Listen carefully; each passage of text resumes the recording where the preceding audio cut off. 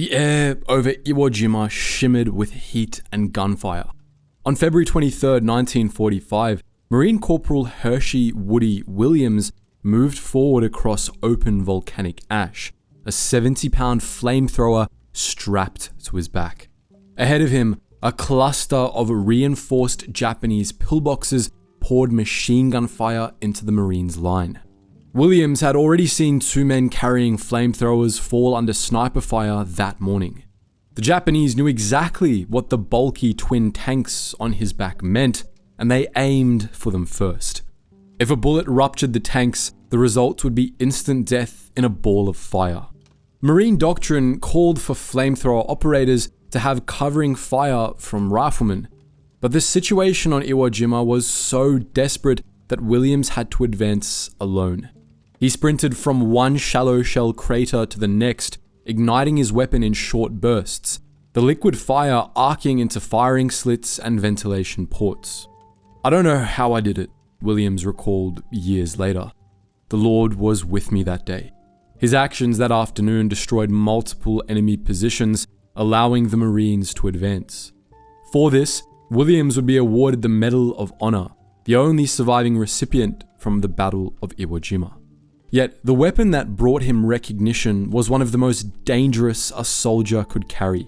Operators had to close within 20 to 40 yards of their targets, well inside enemy rifle and machine gun range, while carrying highly flammable fuel that could easily ignite, consuming the operator in a fireball. Historian Paul Fussell described the reality bluntly. The flame gunner was a figure out of hell. Everyone shot at him first, and if he fell, they kept on shooting until his tanks exploded. For Williams, the weapon was a tool of necessity. The pillboxes on Iwo Jima were nearly impervious to small arms fire, and clearing them without flamethrowers would have cost far more lives. Even so, the psychological and physical toll on operators was immense. The story of the World War II flamethrower isn't limited to the actual flamethrower. It's as much about the soldiers who carried it, the men who carried it into battle knowing they might not come back. But to understand why it was one of the most dangerous jobs of the war, we have to look at how it evolved from its first appearance in the trenches of the First World War to the weapon that stalked bunkers and caves in the 1940s. Long before the roar of flamethrowers echoed through the jungles of World War II, fire had already burned its way into the playbook of human conflict. It was one of the first weapons humanity ever used, and unlike stone or bronze, it was alive, capable of consuming and terrifying in equal measure. The most famous of all ancient incendiary weapons was Greek fire, developed by the Byzantine Empire in the late 7th century. This mysterious, sticky, and seemingly unquenchable liquid could burn even on water, making it a nightmare for enemy fleets. It was typically projected through bronze tubes mounted on ships or from handheld siphons during sieges. The exact formula of Greek fire remains one of history's most closely guarded military secrets. It was never recorded in surviving Byzantine texts, and those entrusted with it were sworn to secrecy. Even today, the exact recipe remains unknown, lost to history. Before Greek fire, incendiary tactics had a long history. Ancient armies hurled clay pots filled with burning pitch or oil during sieges. The Assyrians, Egyptians, and later the Romans used such projectiles to set enemy fortifications alight. In China, as early as the 5th century BCE, defenders dropped burning bundles of reeds onto attackers' scaling walls. In China, the Song dynasty pioneered the fire lance, a bamboo or metal tube that expelled a sudden burst of flame and sometimes shrapnel propelled by gunpowder. Initially a short-range shock weapon for surprising attackers, it later evolved into a forerunner of both firearms and flamethrowers. The widespread use of gunpowder in the late medieval period shifted the battlefield's balance toward projectile weapons. Yet, incendiaries never vanished. Instead, they adapted. Gunpowder allowed for more controlled ignition, meaning militaries could deploy fire more effectively and at greater range. In the 19th century, industrialization brought new fuels and delivery systems. Kerosene, gasoline, and pressurized tanks made it possible to project flame in a continuous stream rather than a single burst. This technology set the stage for the modern flamethrower, which would first appear in World War I. The man most responsible for its creation was Richard Fielder, a German inventor who began experimenting with portable flame projection devices in the early 1900s. His earliest designs were crude, large cylinders strapped to the operator's back, with a hose leading to a nozzle that relied on a pilot flame for ignition. By 1901, he had filed patents for a pressurized nitrogen system capable of delivering a steady stream of burning fuel. His preferred mixture was gasoline and oil, chosen for its ability to stick to targets and burn for several seconds after impact. The German army, preparing for a possible war of attrition in Europe, recognized that the weapon could excel in trench assaults. Before the First World War broke out, they adopted two types: the smaller, portable Kleinflammenwerfer, carried by a single soldier, and the Großflammenwerfer, a massive tripod-mounted version with greater range but requiring a team to operate. Both used nitrogen to push fuel through the hose, and both had a terrifying psychological effect. The flamethrower's combat debut came on February 26, 1915 at Malancourt near Verdun. German pioneer units, specialized engineering troops, crawled to within striking distance of French lines, then unleashed jets of roaring flame into the trenches. The effect was immediate and devastating. French soldiers abandoned their positions, many without firing a shot, as the sight and sound of the flames triggered panic. A German field report noted, "The effect was extraordinary. The enemy was seized with terror at the sudden flames and the noise, and resistance collapsed in moments." Over the next 2 years, the flamethrower appeared in several major offensives. At Hogger in July 1915, British troops experienced the weapon for the first time. Survivors described a sudden wave of heat, the air filled with a roar like a railway engine, and men leaping from the parapets to escape the inferno. In one instance, the fire's pressure wave alone was enough to force defenders from a dugout before the flames even reached them. But the weapon's limitations were quickly exposed. Its effective range was short, often less than 30 meters in real combat. The fuel supply was limited to less than a minute of total firing time, forcing operators to use short, controlled bursts. The tanks were heavy and cumbersome in muddy trenches, and their distinctive shape made the operator an obvious target. Enemy snipers were instructed to kill flamethrower men first, both to protect their positions and to prevent the horrifying effects of the weapon. By 1918, the German army had integrated flamethrower units into their Sturmtruppen, fast-moving assault teams trained to infiltrate enemy lines, using grenades, pistols, and flamethrowers to knock out strong points before regular infantry moved in. Even if the flames didn't kill, the shock often caused defenders to flee or surrender, clearing the way for follow-up troops.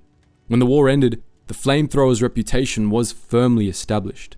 It was a terror weapon, unmatched in close-quarter shock effect, but costly in the lives of those who carried it. Many armies set them aside in peacetime, viewing them as specialized siege tools rather than standard infantry weapons. Still, engineers quietly refined the designs, making them lighter, more reliable, and easier to operate, changes that would set the stage for their return in World War II. In the Pacific, Japanese defensive doctrine relied heavily on fortifications, pillboxes made of reinforced concrete, tunnel systems burrowed into cliffs, and cave networks that could stretch for hundreds of yards underground. These positions were nearly impervious to artillery and small arms fire. The only way to clear them was to send a man with a flamethrower to the mouth of the defense and let the fire do its work. The role was dangerous beyond description. The 2 fuel tanks and compressed gas cylinders strapped to the operator's back made him one of the most visible soldiers on the battlefield.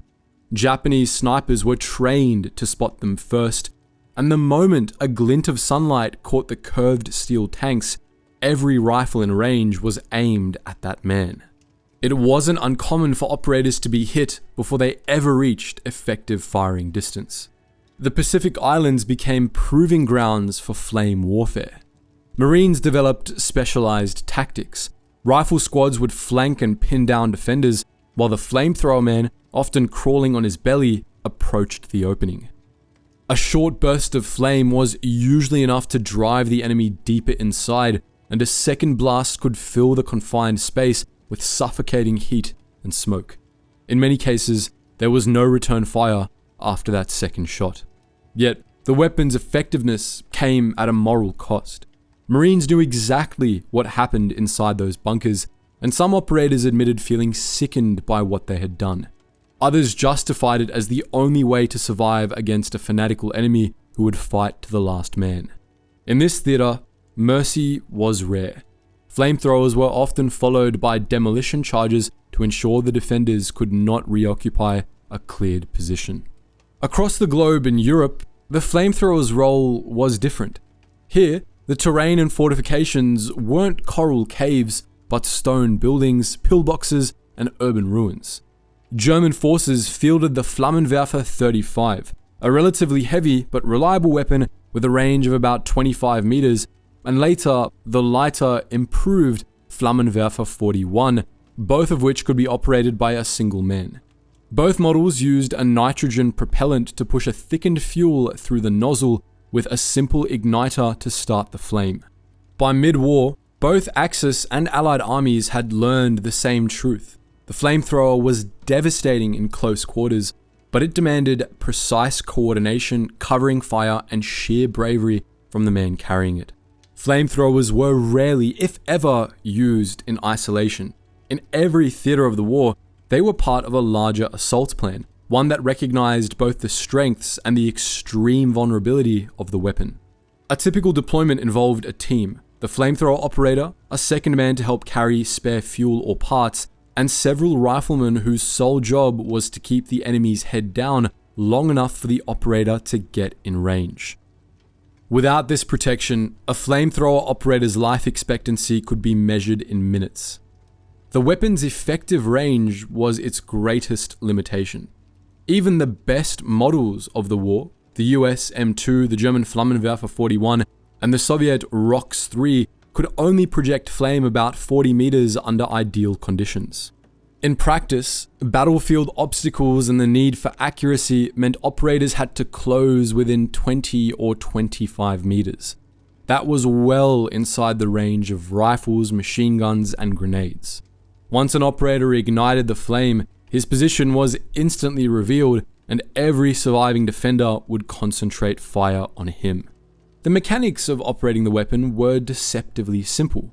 2 or 3 cylindrical tanks sat in a metal frame worn on the back, 1 or 2 for the fuel mixture, and 1 smaller for the propellant gas. A hose connected the tanks to a nozzle, where a trigger valve controlled the fuel flow, and a small ignition system, often a battery-powered spark or a flame pilot, set it ablaze. Firing was done in short bursts to conserve fuel and avoid overheating the nozzle. In the chaos of battle, this required nerve and discipline.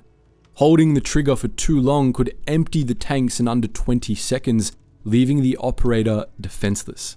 The weapon was so feared and its effects so despised that some enemy soldiers viewed its operators not as combatants but as murderers. In the Pacific, Japanese propaganda described flamethrower users as inhuman, and their troops were instructed to kill them without hesitation or mercy. Operators knew this and accepted it as part of the job. The sheer brutality of the weapon meant that the flamethrower crews often formed close bonds with their supporting squads. Infantrymen knew that keeping their flamethrower man alive might mean the difference between a stalled attack and a breakthrough. In return, operators relied on those riflemen for covering fire and moral support. By the war's end, the flamethrower had earned a reputation as one of the most feared and effective close-quarters weapons in history. It was also one of the most hazardous to its own users, demanding a level of courage that few other battlefield roles required. In the ruins of Europe and the jungles of the Pacific, it had proven its worth in military terms. But in the minds of those who carried it, it was often remembered less as a tool of victory and more as a burden they were glad to set down forever. When the guns finally fell silent in 1945, the flamethrower stood as one of the most effective and most reviled weapons of the Second World War. Soldiers on every front had seen what it could do, the way it clung to skin, penetrated fortifications, and turned confined spaces into ovens. It was a weapon that seemed to strip away the last illusions of chivalry in warfare. Part of the controversy came from the nature of its effects. Unlike bullets, which could kill in an instant, fire inflicted lingering, agonizing wounds. Those who survived such injuries were often left with life-changing scars and constant pain. In many armies, medical personnel quietly admitted that flamethrower burns were among the most harrowing cases they treated. International law had little to say about flamethrowers at the time. The Geneva Conventions in effect during the Second World War didn't explicitly ban incendiary weapons. However, the 1925 Geneva Protocol prohibited the use of chemical and biological weapons, and some post-war legal scholars argue that flame weapons, because of their indiscriminate nature, should be considered under the same moral umbrella. By the 1960s and 70s, the international community began taking stronger steps toward limiting incendiary weapons. The 1980 Convention on Certain Conventional Weapons included Protocol 3, which prohibited the use of incendiary weapons against civilian populations and restricted their use in areas with a high concentration of civilians. While flamethrowers weren't outright banned, these rules effectively made their deployment in modern conflicts far rarer. The debate over flamethrowers was never purely legal either. It was emotional, moral, and deeply human. For many veterans, the sight, sound, and smell of flame in battle could never be separated from the faces of those it consumed. And for much of the public, the weapon became an enduring symbol of the extremes to which modern war could go. For defenders, fire was the most primal of fears. Bullets and shells were one thing, but the sight of liquid flame surging toward a trench or bunker often triggered something deeper, an instinctive terror rooted far beyond the battlefield. In interviews decades later, surviving Japanese and German veterans spoke of the moment when a flamethrower's roar reached them. Some remembered feeling paralyzed, unable to fire, their only thought to escape the oncoming heat. Soviet soldier Viktor Nekrasov, writing about his experiences outside Kiev, admitted that the noise alone was enough to break men who had stood through artillery. That sound often preceded an attack by only seconds, giving defenders no time to think, only to react. In urban warfare, the shock was magnified by confinement. During the Warsaw Uprising of 1944, Polish civilian Kazimierz Leski recalled seeing a German flamethrower used on an apartment block. We saw the liquid fire splash against the windows and doors, and the inside lit like a furnace. People came running out, clothes and hair aflame. For many civilians in Warsaw, the memory of those attacks was spoken of decades later in the same tone as aerial bombings and executions. In Stalingrad, civilians caught in the siege described flamethrowers being used to clear the ground floors of buildings. Survivor Maria Ivanova remembered hiding in the basement as German troops moved in. We saw the fire pouring in through the shattered door. The heat came first, then the smoke, and we ran into the snow, leaving everything. On the other side, the men who carried flamethrowers often lived with a different kind of burden. To operate the weapon meant closing to within a few dozen yards of the enemy, close enough to see faces, hear voices, and watch the fire take hold. Some operators described a detached focus in those moments, concentrating only on the mechanical act. Squeeze the trigger, short burst, move to cover. But that detachment rarely lasted beyond the fight. Psychologists who studied combat veterans after the war found that flamethrower operators, along with certain other high-intensity combat roles, reported higher rates of recurring nightmares, flashbacks, and guilt. The act of killing at such close range and in such a visibly destructive way often made it harder for them to reconcile their actions with life after the war. Some, like Robert Leckie, couldn't even watch flamethrowers in training films after returning home. "I'd seen what I did," he wrote. "Once was enough." Others avoided talking about their service entirely, preferring to leave that chapter unspoken. Even in areas far from the front, the image of the flamethrower could become a weapon itself. Propaganda leaflets dropped by both Axis and Allied forces sometimes depicted the enemy wielding flamethrowers, using the fear they inspired to encourage surrender or compliance. In occupied Yugoslavia, Local resistance fighters reported that German threats of flamethrower use could clear a village without a shot being fired. The flamethrower was a weapon that asked much of its operators: courage to advance, precision to use it effectively, and a willingness to shoulder the weight of what it could do. Long after the war ended, that weight didn't always go away. For many, it remained an unseen scar, carried quietly until the end of their days. When World War II ended, most armies didn't retire their flamethrowers. They had proven too effective at clearing fortifications to be discarded overnight. In the early years of the Cold War, they were still considered a specialized but essential weapon for certain battlefield scenarios. In the Korean War, US and United Nations forces brought the M2 flamethrower into action against entrenched North Korean and Chinese positions.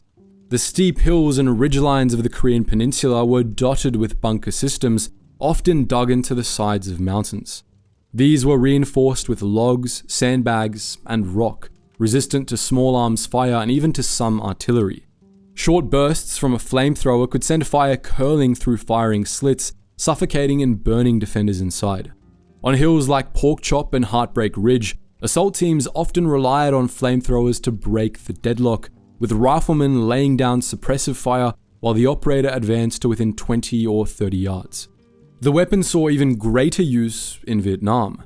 There, thick jungle vegetation, dense undergrowth, and an extensive network of enemy tunnels made the flamethrower an attractive option for both clearing ambush sites and sealing off underground hideouts.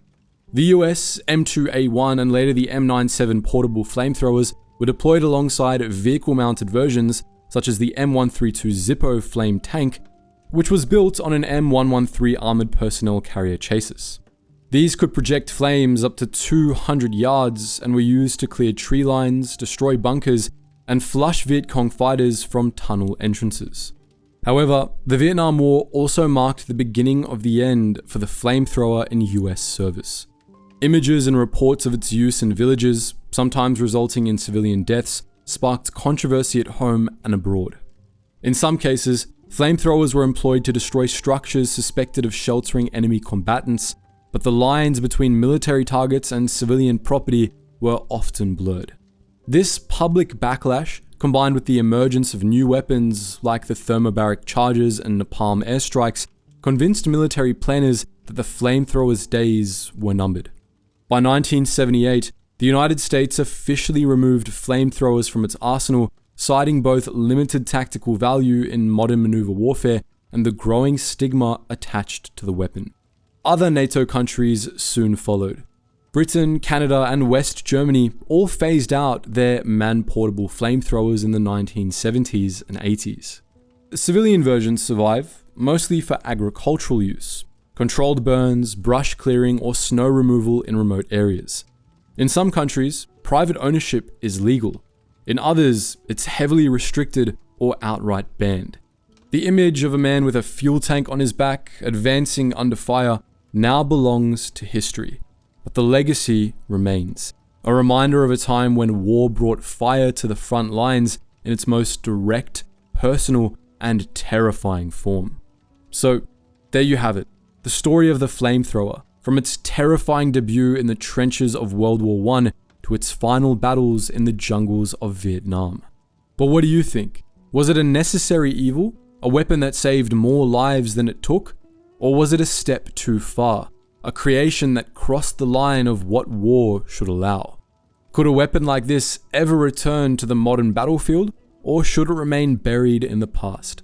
Let us know all that and more in the comments section below, and as always guys, thank you so much for watching, and I hope you learned something new.